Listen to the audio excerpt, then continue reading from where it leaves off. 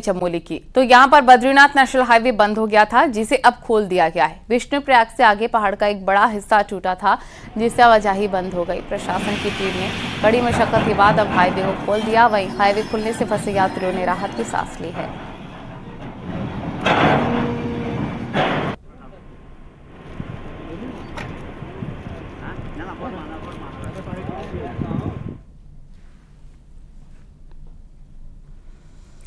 देहरादून नगर निगम में 60 करोड़ से ज्यादा के घोटाले का खुलासा हुआ है। आरटीआई से हुए बड़े खुलासे के बाद अब जांच भी शुरू हो गई है। यहां पर दून नगर निगम के 100 वार्ड में 1021 पर्यावरण मित्रों की तैनाती होनी थी, जिसमें पार्षद अपने वार्ड में 10 से 20 सफाई कर्मचारी रख सकता था और इनको 500 रुपए हर दिन के भुगतान होने थे।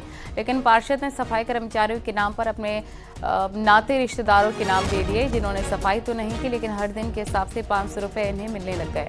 आरटीआई से हुए खुलासे के मुताबिक हर वार्ड में बड़ी संख्या में कर्मचारियों के पते दर्ज नहीं है। ज्यादातर कर्मचारी गोदियाल, नैथानी, शर्मा, गहलोत, रावत, चौहान और गुप्ता हैं और उनका कोई एड्रेस तक नहीं है। यही नहीं, चेकिंग हुई तो 80% से ज्यादा कर्मचारी फिजिकली कहीं मिले ही नहीं। लिहाजा ये घोटाला 60 करोड़ से ज्यादा का बताया जा रहा है और अब इसकी जांच शुरू हो गई है। तो उसमें एड्रेस कोई उसमें जनरल कैटेगरी के आ रखे, कोई उसमें यूपी के हैं, तो इस टाइप से धांधली ऐसी चली आ रही है और उसमें पर डे आदमी को 500 रुपए के हिसाब से पे किए जा रहे हैं। तो ये सरकारी धन का मिसयूज कर रहे हैं पार्षद और मेयर मिलके, यहाँ तक कि ऑफिस के कर्मचारी और जो ऑडिट अधिकारी वगैरह जो हैं एमएनए, इनकी नजर में कुछ आया ही नहीं आज तक मामला। किसी भी प्रकार का भ्रष्टाचार घोटाला माननीय धामी जी की सरकार में न तो स्वीकार्य है और न उसको सहन किया जाएगा। आने वाले टाइम पे इसका जो भी कोई ऐसी स्थिति होगी उस पर हम हर तरह से उस पर मॉनिटरिंग भी करेंगे। भविष्य में इस प्रकार की पुनरावृत्ति न हो उसके लिए हम प्रयास करेंगे।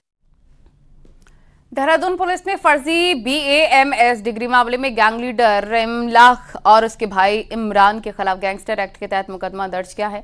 आरोपी के द्वारा अलग अलग लोगों से पैसे लेकर उन्हें BAMS की फर्जी डिग्रियां और भारतीय चिकित्सा परिषद उत्तराखंड के फर्जी प्रमाण पत्र दिए गए थे। SIT की टीम ने इस मामले में फर्जी डॉक्टर समेत 22 आरोपियों की गिरफ्तारी की थी। वहीं SSP ने बताया है कि मुकदमे की जांच के बाद फर्जी BAMS डिग्री मामले में अन्य आरोपियों के खिलाफ गैंगस्टर एक्ट के तहत मुकदमा दर्ज किया जाएगा। से इनके द्वारा करोड़ों की संपत्तियां अर्जित करके विभिन्न स्थानों पर इंस्टीट्यूट और संपत्तियां खड़ी की गई थी, तो इस पर गैंगस्टर एक्ट की कार्रवाई इसलिए की गई कि जिससे वो जेल में निरुद्ध भी रहे, साथ ही साथ इनकी जो संपत्तियां अवैध है उस पर की जब्ती कार्रवाई करके इसमें नियमानुसार की जा सके। सीएम पुष्कर सिंह धामी आज उधम सिंह नगर के दौरे पर रहे और इस दौरान नारी शक्ति वंदन कार्यक्रम में शामिल हुए। यहां पर सीएम धामी ने रुद्रपुर में रोड शो किया और इस रोड शो में केंद्रीय राज्य मंत्री अजय भट्ट, कैबिनेट मंत्री गणेश जोशी के साथ कई बीजेपी के नेता मौजूद रहे। वहीं पर रोड शो में लोगों का सैलाब उमड़ा। सीएम धामी नारी शक्ति वंदन कार्यक्रम में लगे स्टॉल पर भी पहुंचे और महिलाओं का मनोबल बढ़ाया। इस दौरान वहां मौजूद लोगों से भी मुख्यमंत्री ने मुलाकात की। इसके बाद सीएम धामी ने अपने हाथों से मिट्टी का दिया भी बनाया।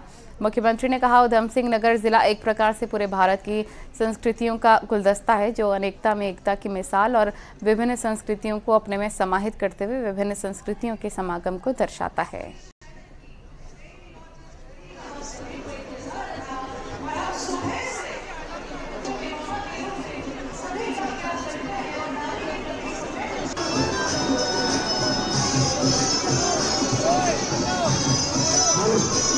नारी नमन महोत्सव में सीएम ने की शिरकत। ये देखिए तस्वीरें हम आपको दिखा रहे हैं कैसे वो अपनी कला की प्रदर्शनी करते हुए कार्यक्रम में स्टॉल्स जो लगे वहां पर भी सीएम धामी पहुंचे थे और हाथ आजमाया है।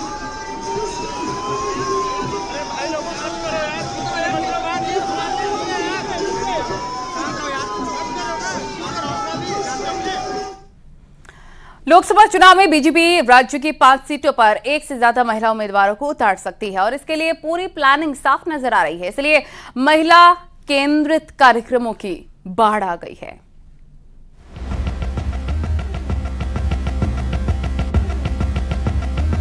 – 2022 के लोकसभा चुनाव में उत्तराखंड में बीजेपी को जिस तरह से आधी आबादी का साथ मिला, उसने बीजेपी को अपनी रणनीति बदलने पर मजबूर कर दिया। केंद्र की बात छोड़ दें तो स्टेट बीजेपी ने भी आधी आबादी पर फोकस करना शुरू कर दिया था, जिसे अब बीजेपी और रफ्तार दे रही है। नवंबर से शुरू हुए मुख्यमंत्री के दौरे तो पूरी तरह महिलाओं पर फोकस्ड है। नवंबर में हल्द्वानी में ईजा बैणी महोत्सव हुआ तो टिहरी में बेटी बुआरी को कौतिक, बागेश्वर में मातृशक्ति उत्सव, 8 जनवरी को उत्तरकाशी में दीदी भूली महोत्सव और बुधवार को रुद्रपुर में नारी शक्ति वंदन कार्यक्रम। उत्तराखंड में भी तो हमने लगातार बहनें हमारी एमपी रही हैं, हमारी टिहरी की लोकसभा के साथ आज भी एमपी है, तो इसलिए निर्णय पार्लियामेंट्री बोर्ड करता है और लेकिन उस निर्णय में हर चीज का ध्यान रखा जाता है। पार्टी नेता भले खुलकर कुछ ना बोल रहे हो, लेकिन पार्टी के अंदर इसकी सुगबुगाहट तेज है।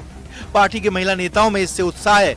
उनका दावा है कि सिर्फ उत्तराखंड ही नहीं बल्कि देश भर में जिन महिला मतदाताओं ने पहली बार वोट किया उनका 68% वोट बीजेपी को गया, लिहाजा ये असर टिकट बंटवारे में भी दिखेगा।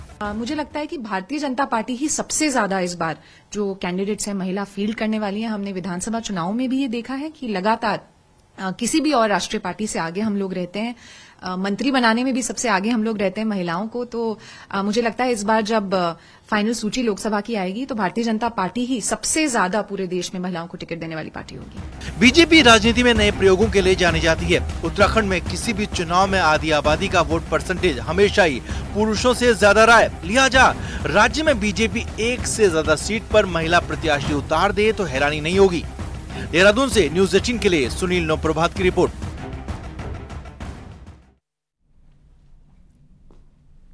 हल्द्वानी शहर कुमाऊं का ऐसा पहला शहर बनने जा रहा है जहां आने वाले दिनों में सिटी बसें दौड़ती दिखेंगी। इसे बड़े प्लान पर फैसला भी हो चुका है।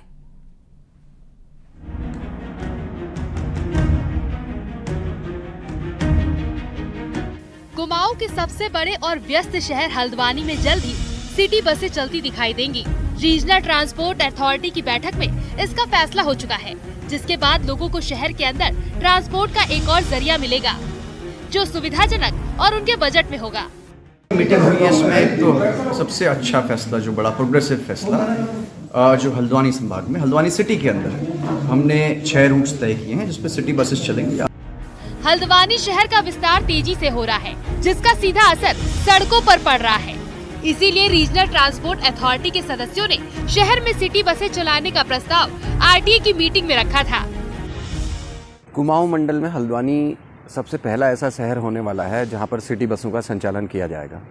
संभागीय परिवहन प्राधिकरण की जो कल बैठक आयोजित की गई, उस बैठक में ये हल्द्वानी शहर के 6 ऐसे रूटों का चयन किया गया जिसमें अधिक से अधिक जो आबादी का क्षेत्र है उसको कवर कर लिया जाए। हल्द्वानी की आबादी 5 लाख के करीब पहुंच चुकी है। ऐसे में सिटी पब्लिक ट्रांसपोर्ट शहर की जरूरत बन चुकी है। लिहाजा काठ गोदाम से हल्द्वानी शहर, भाखड़ा, पंचायत घर और गौला पार के साथ ही अन्य रूट्स पर भी सिटी बस समय की जरूरत बन चुकी है। हल्द्वानी से न्यूज़ 18 के लिए शैलेंद्र नेगी की रिपोर्ट।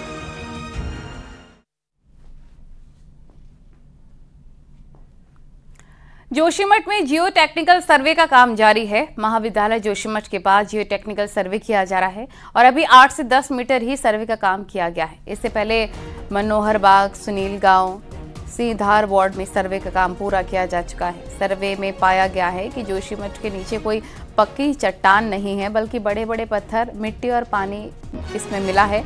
ऐसे में जोशीमठ में बड़ा निर्माण कार्य करना भविष्य के लिए एक बड़ा खतरा हो सकता है।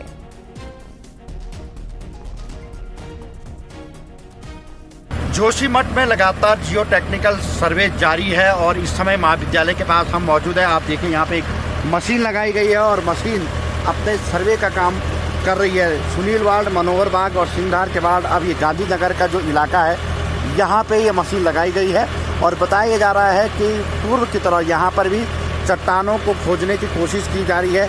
अलग अलग वार्डों में ये सर्वे है लेकिन अभी तक जोशीमठ के जो निचला भाग है वहाँ पे कहीं भी पक्की चट्टानें नहीं बल्कि बोल्डर, पत्थर और मिट्टी मिली है। तो कहीं ना कहीं एक चिंताजनक बात जरूर जोशीमठ के लिए, लेकिन जो वैज्ञानिकों का कहना है कि यहाँ पे जो निर्माण कार्यों की जो क्षमता है उस पर अंकुश लगाने की आवश्यकता है, क्योंकि अगर अत्यधिक निर्माण कार्य होगा तो यहाँ पे कहीं ना कहीं आने वाले समय में एक बार फिर से भूस्खलन की स्थिति या दरार पड़ने की स्थिति बढ़ सकती है। नितिन सेवाल, न्यूज़ 18, जोशीमठ। पहाड़ों में लगातार कड़ाके की ठंड पड़ रही है। जहां पहले ऊपरी इलाकों में पानी जम रहा था, तो वहीं पर अब निचले इलाकों में भी पानी जमने की कगार पर है। सुबह शाम के तापमान में काफी गिरावट है। हालांकि धूप खिलने से राहत जरूर मिली है, लेकिन सुबह शाम की ठिठुरन ने लोगों की मुसीबतों को बढ़ा दिया है।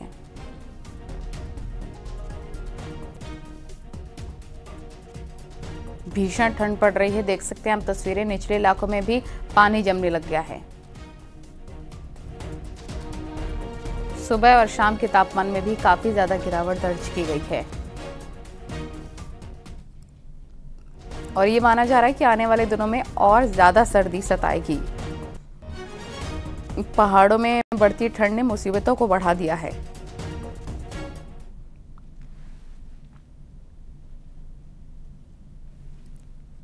और अब आपको दिखाते हैं पहाड़ टॉप 10 न्यूज। हरिद्वार के ऋषि कुल ऑडिटोरियम में विश्व हिंदी दिवस के मौके पर सम्मेलन का आयोजन किया गया। सम्मेलन में सांसद रमेश पोखरियाल निशंक के अलावा रूस, ब्रिटेन, जापान, कनाडा से आए हिंदी के कई विद्वानों ने शिरकत की।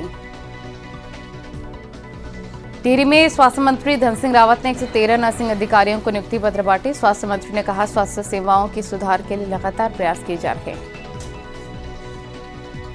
अल्मोड़ा में जल निगम माल रोड में सीवर लाइन डालने का काम किया जा रहा है। एक हफ्ते में 150 मीटर लाइन बिछाई गई। वहीं लोगों ने ठेकेदारों पर धीमी रफ्तार से काम करने का आरोप लगाया। अल्मोड़ा में महिला कांग्रेस ने सरकार का पुतला फूंका, जमकर नारेबाजी की। महिलाओं ने अंकिता भंडारी मामले में दोषियों को कड़ी सजा की मांग की। बागेश्वर में भी अंकिता केस लेकर प्रदर्शन और सरकार के खिलाफ जमकर नारेबाजी।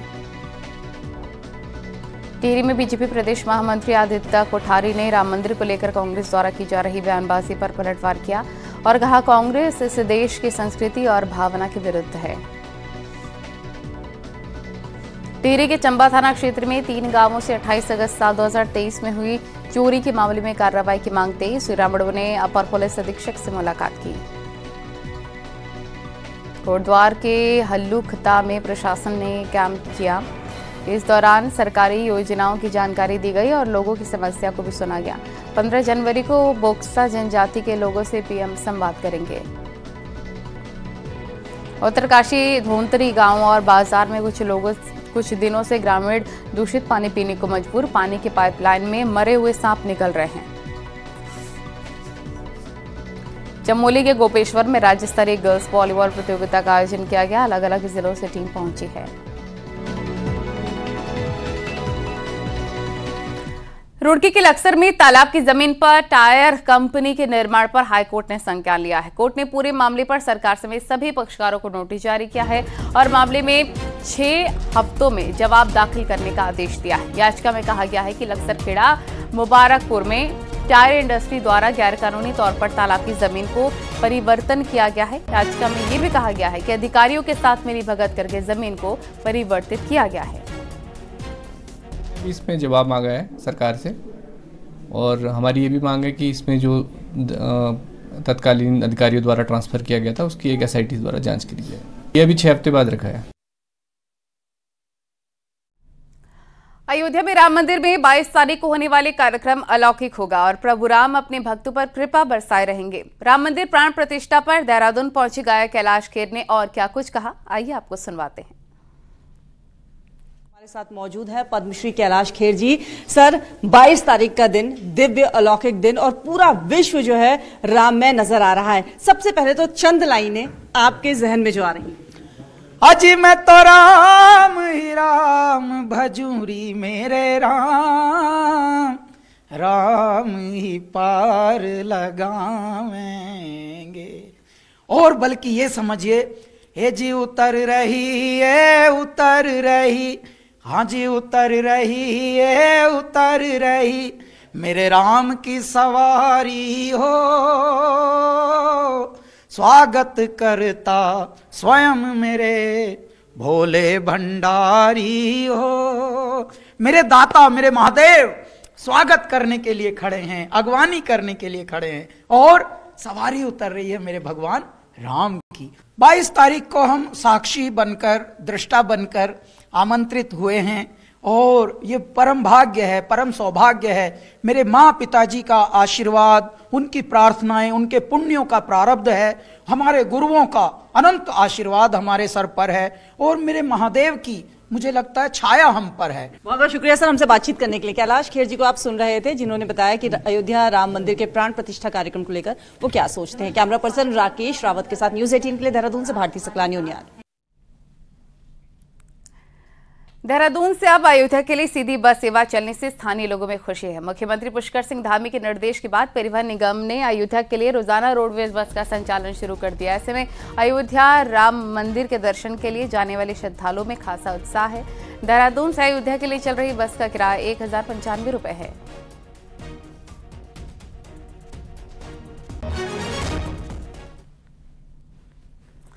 अल्मोड़ा से भी 3 राम भक्त अयोध्या के लिए साइकिल से रवाना हुए हैं। अयोध्या में श्री राम मंदिर के दर्शन के लिए भक्त निकले हैं। वहीं राम भक्तों को भव्य तरीके से रवाना किया गया।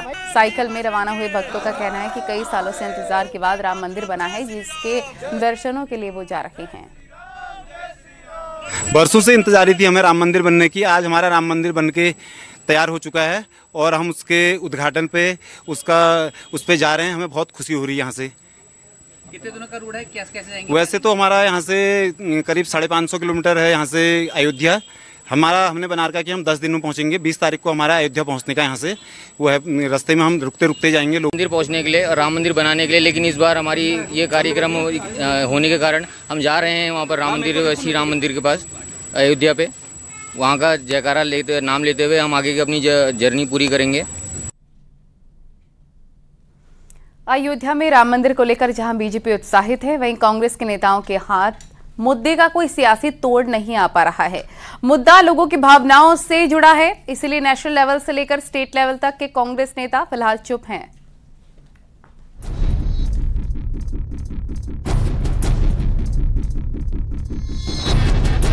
देश में राममय माहौल के बीच कांग्रेस के नेताओं की समझ में नहीं आ रहा कि किस बहाने बीजेपी को घेरे। न कांग्रेस नेता 22 तारीख को अयोध्या में होने वाले कार्यक्रम को लेकर कुछ कहना चाह रहे, न ही धार्मिक भावनाओं पर रिएक्ट कर रहे। हालांकि कांग्रेस के बड़े नेताओं को लगता है कि राम मंदिर के बूते बीजेपी राजनीति कर रही है। अरे राम आस्था के प्रश्न है, भावना के प्रश्न है, हमारे संस्कारों के साथ जुड़े हुए हैं राम।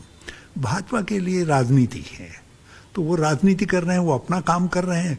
हम जो आस्था रखने वाले लोग हैं अब अपना काम करेंगे। कोई समय निकालेंगे, जिस समय उनके दर्शन करने का जिस समय आदेश होगा तो पहुंचेंगे। बीजेपी को लगता है ये एक ऐसा मौका है जब लोगों में उत्साह है, घर घर में दीपावली मनेगी।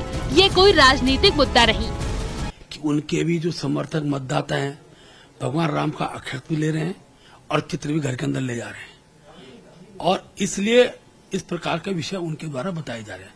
अच्छा हो कि करण मेहरा जी, हरीश रावत जी के यहाँ जब विश्व दिवस के लोग आए, उनका भव्य स्वागत करें और इसको कम से कम राजनीति के चश्मे से न देखें। राम मंदिर निर्माण पर सालों तक राजनीति हुई और वैसी ही सियासत अभी मंदिर बनते वक्त भी साफ नजर आ रही है। न्यूज़ 18 के लिए देहरादून से भारती सकलानी की रिपोर्ट। राज्य का वित्त विभाग इन दिनों बजट की तैयारियों में जुटा हुआ है। 10 जनवरी तक वित्त विभाग ने लोगों से आम बजट के लिए सुझाव मांगे थे। अब बजट को अंतिम रूप देने से पहले सरकार गढ़वाल और कुमाऊं में हितधारकों के साथ मीटिंग करने जा रही है। इस मीटिंग में मुख्यमंत्री पुष्कर सिंह धामी, वित्त मंत्री प्रेमचंद अग्रवाल भी मौजूद रहेंगे। उत्तराखंड से संबंधित अपनी जो राय देना चाहे वो दे सकता है। उसके लिए व्हाट्सएप नंबर हमने दिया है, ईमेल आईडी ईमेल दिया है। तो उसके बाद फिर हम एक प्रयास करेंगे कि उसी प्रकार से हितधारकों के साथ बैठना होगा। और यहाँ रुकेंगे छोटे से ब्रेक के लिए।